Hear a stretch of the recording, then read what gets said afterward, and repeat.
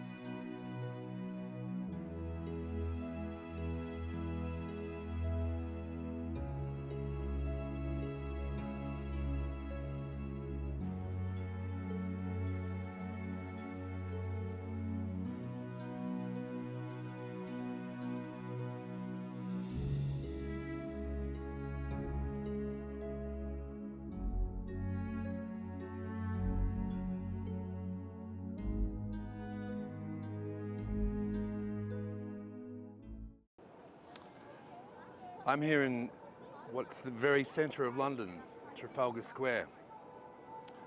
And this city is the capital of what was once the greatest empire the world had ever seen. It's played many roles through its history, but what really lies beneath the face of London? What is it like today in 2022, post Queen Elizabeth's passing? And how did that compare to 1872, when Jules Verne's Around the World in 80 Days was first published? I want to know. I want to get an idea of this special place through its streets, which are immersed in living culture and traditions. And I want to understand why the locals here revere and adore living in this great metropolis of London. It's a wonderful world if you'll only take the time to go around it. Phileas Fogg is an extraordinary character, I think. He starts off in the Reform Club as a repressed Englishman of a certain class and certain type, eating the same food every day, seeing the same people every day. I have on deposit at Baring's Bank the sum of £20,000, and I'm willing to wager any or all of it upon the same contention, namely that I can complete a tour of the world in 80 days. One of the things that Ashley Farrow has introduced into the story is a history for Fogg where he chose not to go on an adventure once before because he was scared, really. And in that moment, he also wrote off his chance for romantic happiness. So the things all sort of come together in Fogg now trying to conquer that. I'm here outside the Reform Club in Mayfair in London. And in my new TV series, 80 Days, I'm attempting to follow in the footsteps of Phileas Fogg as he makes his famous journey around the world in 80 days. It may not take me 80 days, but I'm going to do my best to follow in the footsteps and give an updated version on what it's like to do now.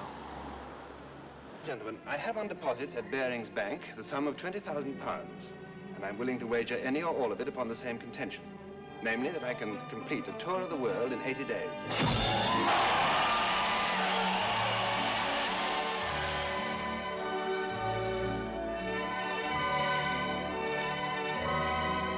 Michael Todd's Around the World in 80 Days.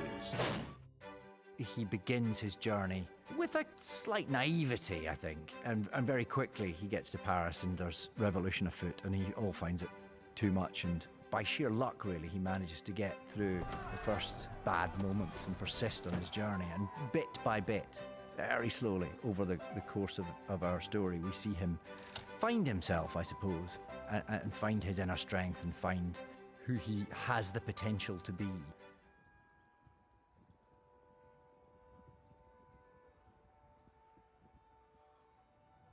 So in this series, I'm going to endeavour to follow in the footsteps of Jules Verne's most famous character, the intrepid and distinguished gentleman, Phileas Fogg. Now, Jules Verne's famous book, Around the World in 80 Days, set the Victorian era alight. It was published in 1872, and the adventure novel had these grand dreams of circumnavigating the known world in less than 3 months. So I'm about to start my intrepid journey following the footsteps of Phileas Fogg. I'm in London at the moment, headed to Paris by rail. And on the way I've been thinking about Jules Verne, that modern father of science fiction, one of my favourite writers as a kid growing up. I loved his imagination and his ability to invent worlds, kind of way before the modern filmmakers of today. You'll know his works such as Voyage to the Bottom of the Sea, Journey to the Centre of the Earth, and of course, Around the World in 80 Days.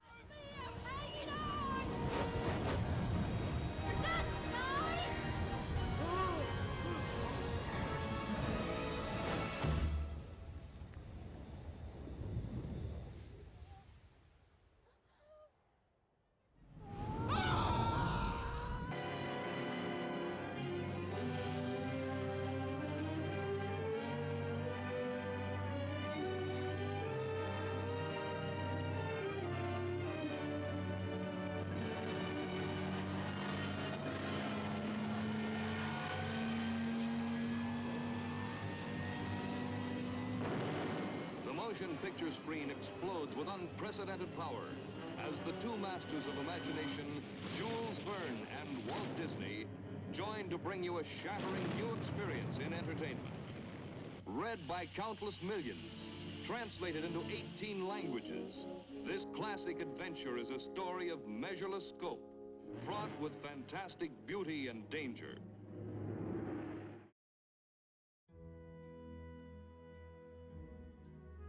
And as well as the book, Around the World in 80 Days, has been made into countless films, countless TV series. There's been animated versions, versions with David Niven, probably the most classic one, as Phileas Fogg, the Pierce Brosnan, and various other actors have actually played Mr. Fogg.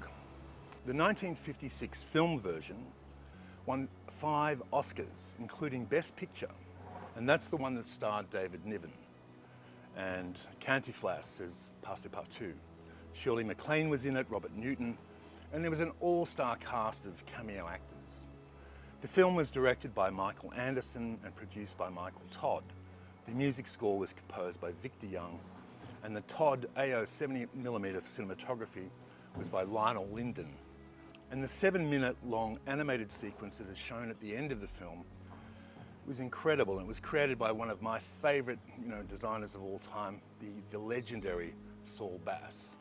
And it still looks as crisp and as current and as cool today as it did in 1956. Despite the years in film and advances in film know-how and all the remakes that came afterwards, to me the 1956 version that won the Academy Award for Best Picture is still the benchmark. Although the Victorian era was a time of great social inequality, the boom of industrialization brought about many changes and affected every single class in society. It created new wealth through people who were in industry, merchants, making new classes, new structures and new ideas. Many new opportunities came as a result of the new technologies, especially steam. Jules Verne's original story of Around the World in 80 Days romanticised the glory of the days of the British Empire, when it was the Raj in India, and there were manservants and butlers, when the United Kingdom was the world's reigning supreme global power. Now, Verne's protagonist, Phileas Fogg, he attempts to win a bet by doing the seemingly impossible of travelling around the world in 80 days, enlisting these new forms of transportation from the steam age. It's kind of hard to reconcile that back at the height of the Industrial Revolution in the great British Empire, the highest form of technology was steam. The simple process of heating water and capturing the energy that the boiling water gave off, was able to open up vast new possibilities, vast new economies in global travel, enterprise, trade, and transportation.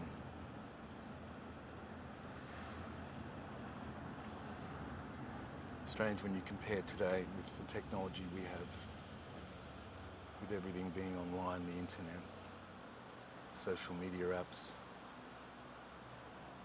It's almost like these days, if you don't have an online presence, you don't have a robust business. There's one word that sums up, I guess, the United Kingdom over all the other mega cities of the world. It would have to be tradition, history, and the monarchy. I know when Jules Verne released his book in 1876, Queen Victoria was on the throne and head of the mightiest empire the world has ever seen.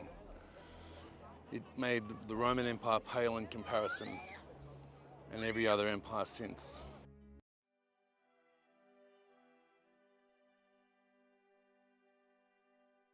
And in 1872, the British Empire was at the height of it was the height of its power.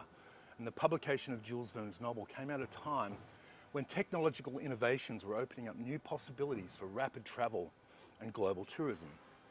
And it was the steam age. So where did Jules Verne get his story from? Well, of course, largely from his own imagination. He's known as one of the forefounders of the entire science fiction genre, and an unrivaled ability to conjure up these imagined worlds and to take his readers on wonderful adventures, all created by his endlessly imaginative, inventive mind. You know, Voyage to the Center of the Earth, 20,000 Leagues Under the Sea, you know, The Legendary Gentleman. There were so many things he did and wrote. He was very prolific and amazing writer. Now, Jules Verne loved the sea. He grew up in the busy port town of Nantes in France. And from a young age, he was transfixed by these giant sailing ships coming into port and setting sail for distant countries. He was a keen sailor. He enjoyed long voyages on his own steam-powered yacht, complete with a 10-strong crew. And of course, Verne lived in a time of momentous innovation. Railroad routes were being laid across the world, especially across America and throughout India. The Suez Canal had just been opened to allow ships to circumnavigate the globe. And of course, the idea of circumnavigating the world was all of a sudden in the air. It was a brazen adventure. There was a roaring success on publication.